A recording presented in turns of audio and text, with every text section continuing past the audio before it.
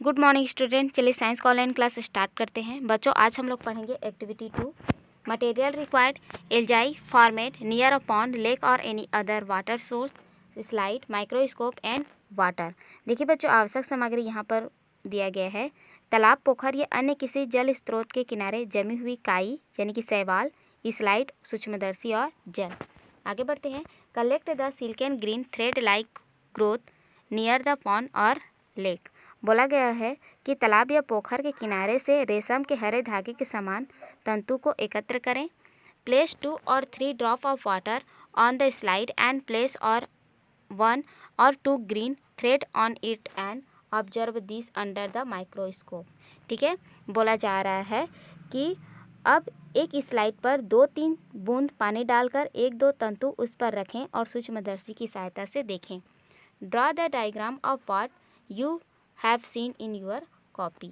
यानी कि बोला गया है कि आपने जो कुछ देखा है उसका चित्र अपनी कॉपी में बनाइए।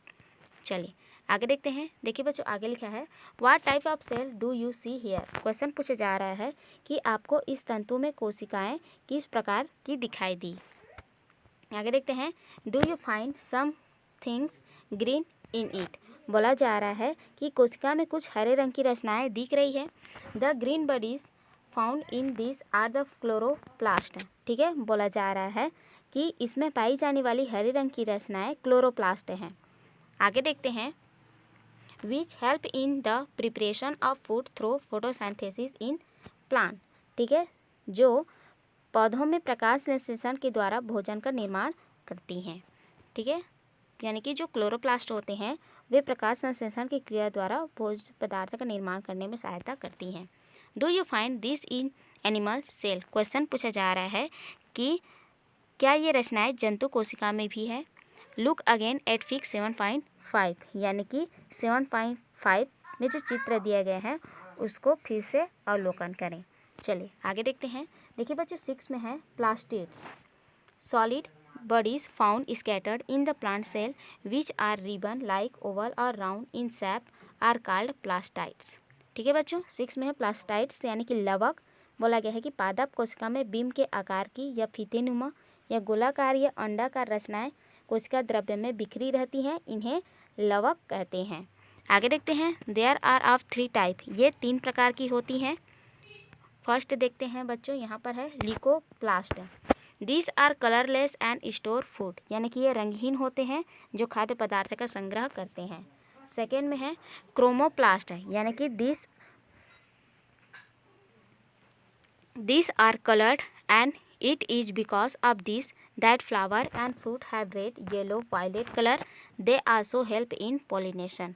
यानी कि जो क्रोमोप्लास्ट होते हैं वे रंगीन वर्णक हैं जो फलों व फूलों को लाल, पीले, बैंगनी रंग प्रदान करते हैं और परागण में सहायक होते हैं। चलिए आगे देखते हैं। क्लोरोप्लास्ट। ठीक है बच्चों, क्लोरोप्लास्ट के बारे में बताया गया है कि this are green coloured and help in photosynthesis. यानी कि ये हरे रंग के होते हैं जो प्रकाश संश्लेषण में सहायक होते हैं।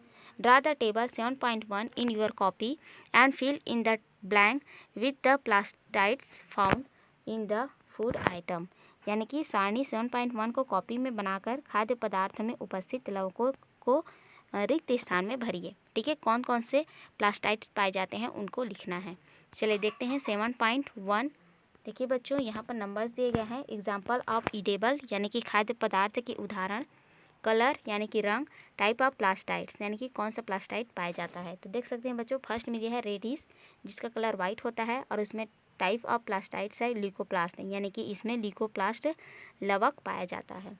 ठीक है, इसी प्रकार से आप सेकेंड में है green chillies, ripe papaya, white tomato, green tomato, red tomato, others. यानी कि यहाँ पर आप वेजिटेबल्स या फ्रूट का नाम यहाँ पर लिखेंगे और उसका कलर और टाइप ऑफ प्लास्टाइड्स यहाँ पर लिखेंगे। ठीक है बच्चों, तो इस टेबल को कंप्लीट करके आप ज़रूर भेजिएगा।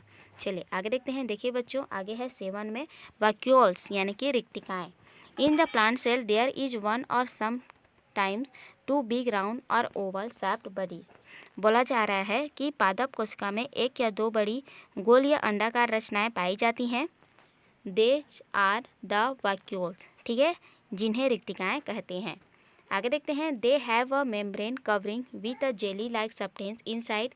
इन animal cell vacuoles are small in size. बोला जाता है कि ये एक झिल्ली से घिरी रहती हैं। ठीक है बच्चों, जो वैक्यूल्स हैं यानी कि जो रिक्तिकाएँ हैं, है ना, वो एक झिल्ली से घिरी रहती हैं और इसमें जलीय पदार्थ भरा रहता है और जंतु कोशिका में ये रिक्तिकाएँ छोटी होती हैं।